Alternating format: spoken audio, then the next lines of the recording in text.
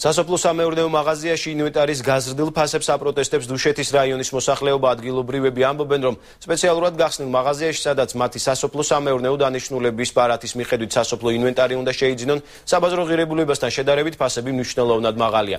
მოსახლეობა ვარაუდობს, რომ სოფლის მეურნეობის სამინისტრო აღნიშნულთან დაკავშირებით შესაძლოა ინფორმირებული არ იყოს და ადგილობრივი უწყებისგან რეაგირებას ითხოვენ. სასოფლო სამეურნეო მაღაზიაში აცხადებენ, რომ სოფლის მეურნეობის სამინისტროს მიერ დადგენილ ზღვრულ ფასებზე მეტად ინვენტარი არ იყიდება. საბაზრო ფასებთან რაც ვიცით, ნამდვილად გაორმაგებული ფასებია. ნამდვილად. რა ვიცი, ახლა 180 ლარით რო ბაზარში შევსულიყავი, 2 ვედრო დიდი წავიღე წინაზე, 2 ახლა პატარა მოქვს, 2 ბარი იყო ესენი. და ვისავიღე ურიკა. და შესაწამლი აპარატი. მე მგონი რომ მეც საიღებ. მე მგონი კი არა ესია.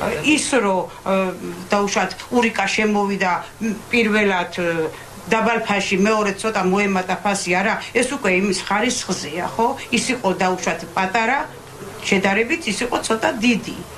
და დანარჩენი ახლა დაახლოებით, აი ვერც ერთ საქონელზე ვერ იტყვიან, რომ იყო დაბალფასაც და მოიმატა ახლა ფასი. სამწუხაროდ არის შემთხვევები და ჩვენთვის ცნობილია ესეთ შემთხვევები, როცა მაღაზიებში არსებულ საქონელზე ფასები არის უფრო მაღალი, ვიდრე ეს არის ამ მაღაზიებთან წინასწარ გაფორმებული ხელშეკრულებით დადგენილი.